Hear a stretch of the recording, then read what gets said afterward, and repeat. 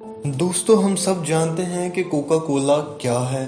بے شک یہ ایک سافٹ ڈرنک ہے اور 95% تک جب بھی ہمارے قریب کوئی سافٹ ڈرنک ہوتا ہے تو وہ کوکا کولا ہی ہوتا ہے۔ اگر بات فاسٹ فوڈ کی جائے، چکن کڑھائی یا پیزا وغیرہ کی جائے تو سب کا سافٹ ڈرنک کے طور پر انتخاب کوکا کولا ہی ہوتا ہے۔ یہ 20ویں صدی کے آخر میں اتنا مشہور ہو گیا کہ اس نے کئی دہائیوں تک عالمی مارکیٹ پر حکمرانی کی۔ لیکن کیا آپ جانتے ہیں کہ یہ کمپنی اس مقام کو کیسے پہنچی؟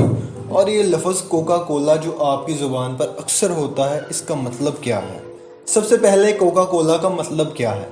کوکا کولا کا لفظ دو الفاظ سے مل کر بنتا ہے، کوکا یعنی پتے اور کولا یعنی گری دار میوے۔ کیا آپ جانتے ہیں کہ کوکا کولا کے وجود کی اصل وجہ کیا تھی؟ کوکا کولا کے وجود کی اصل وجہ اسے ایک دوائی کے طور پر استعمال کیا گیا تھا۔ اس کا پہلی مرتبہ استعمال ایک دوائی کے طور پر ہوا۔ The founder of Coca Cola یعنی جان اسٹتھ پیمبلٹن، جو کہ کولمبس میں ایک کیمیا دان تھے، جنہوں نے کوکا کولا کو پہلی مرتبہ 1886 میں امریکہ کے دارالحکومت اٹلانٹا میں ایک دوائی کے طور پر پیش کیا، اور اس کے ایک گلاس کی قیمت 5 سینٹ رکھی۔ اگر 100 سینٹ ہو تو $1 امریکی بنتا ہے، یعنی اس کی قیمت 5 روپے رکھی گئی۔ اس سافٹ ڈرنک کو ایک دوائی کے طور پر استعمال کیوں کیا گیا؟ اس کی وجہ یہ ہے کہ دوستو، در حقیقت اس وقت یونائٹڈ اسٹیٹس کے کیمیاء دانوں کا خیال تھا کہ کاربونیٹڈ پانی صحت کے لیے بہت فائدہ مند ہوتا ہے۔ تو آپ جیسا کہ جانتے ہیں کہ John Stith Pemberton, the founder of Coca Cola, پہلے ہی کیمیا دان تھے جنہوں نے یہ دعویٰ کیا تھا کہ اس کی یہ نئی شراب یعنی کوکا کولا بہت سی بیماریوں کا علاج ہے، جس میں بدہضمی، مورفین کی لت، سر درد اور نامردی وغیرہ شامل ہے۔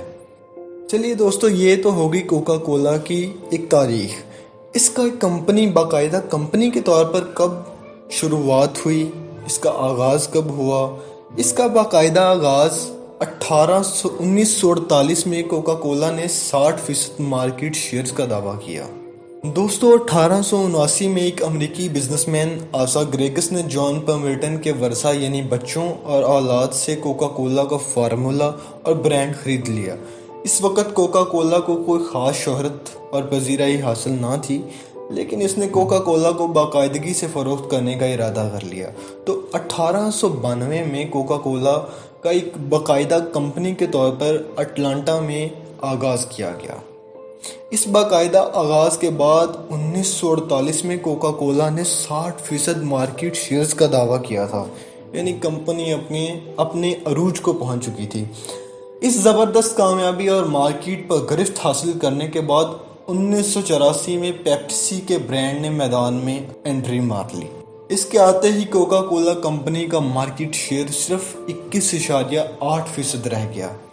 دوستو، بے شک ہر کمپنی کو کمپیٹیٹرز کا مقابلہ رہتا ہے، لیکن کمپنی وہی ہوتی ہے جو نئے نظام کو پہچانے اور نئے اقدامات کرے اپنی بزنس کو چلانے کے لیے۔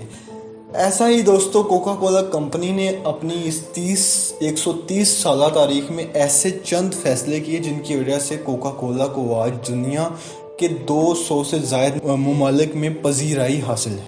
دوستو، کوکا کولا کا پہلا فیصلہ یہ تھا کہ کوکا کولا کے رہنماؤں کا ماننا تھا کہ کوکا کولا کو اگر سستی رکھا جائے گا اور ہر جگہ پر دستیاب رکھا جائے گا تو اس کی شہرت کو بہت پذیرائی ملے گی۔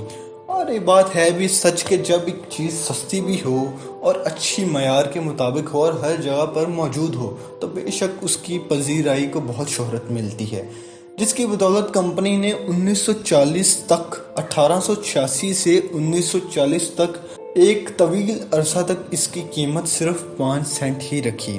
دوستو، کمپنی کا دوسرا بڑا فیصلہ یہ تھا کہ بے شک کوکا کولا کا برانڈ اور معیار اس وقت بھی بہت اچھا تھا، لیکن یہ برانڈ صرف یونائٹڈ اسٹیٹس کے کچھ ہی لوگوں تک محدود تھا، اور اکثر وہاں کے لوگوں نے تو اسے چکھا تک بھی نہ تھا۔ تو کمپنی کے لوگوں نے اس کے نمونے فری پلانا شروع کر دیا، اور 1894 سے لے کر 1913 تک تقریباً 8.5 ملین سے زیادہ لوگوں کو اس کے نمونے مفت میں پلائے گئے، جس کی بدولت امریکہ کا ہر نوعمر بچہ اس برانڈ سے واقفیت رکھنے لگا۔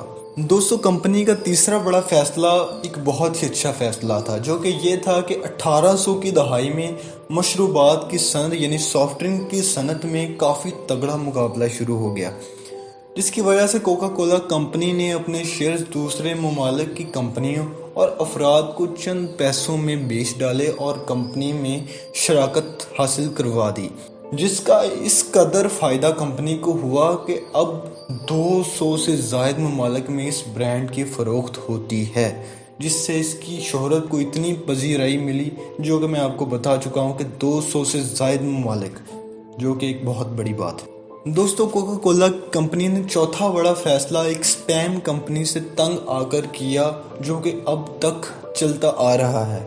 दोस्तों कोका कोला के आगाज़ के कुछ अरसा बाद ही एक स्पैम कंपनी ने इसकी नकल करना शुरू कर दी, जिसका नाम था लुक्स अलाइक।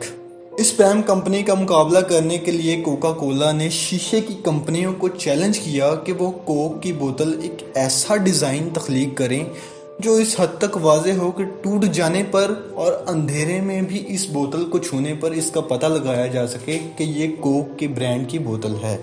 ताहम 1915 में रूट ग्लास कंपनी ने ऐसा डिज़ाइन मुतारिफ करवाया जो आज तक यानी 100 साल बाद भी अभी तक वही डिज़ाइन चलता आ रहा है जो आम कोक की बोतल का है। दोस्तों कंपनी का पांचवा बड़ा फैसला था कि वर्ल्ड वॉर 2 के दौरान कोक की कंपनी ने अपनी फौज तक कोका कोला की बोतलें पहुंचाने के लिए एक ग्रुप टेक्निकल ऑब्जर्वर्स के नाम से ऐजाद किया और इसे रवाना कर दिया। इस एक्ट ने अमेरिका के अंदर फौजियों और मुल्क की आवाम के दरमियान वफादारी पैदा कर दी, जिससे कोक के लिए हमायत और प्यार नस्ल दर नस्ल चलता आ रहा है। दोस्तों कंपनी का छठा फैसला ये था कि 1984 में जैसा कि पेप्सी के आ जाने से कोक के मार्केट शेयर्स की वैल्यू 60% से 21.8% तक रह गई थी।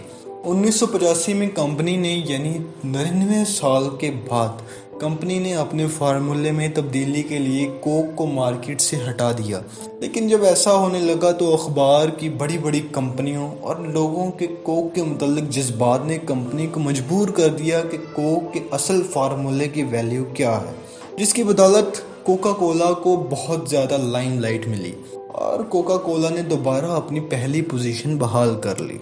ताहम इससे ये अंदाज़ा तो हो गया होगा आपको कि कितनी मेहनतों के बाद इस कंपनी ने इस मुकाम को हासिल किया है और अब हमारा हर 200 मुल्क में से हर एक नौउम्र बच्चा भी कोक के ब्रांड के मुतल्लिक वाक़फ़ियत रखता है।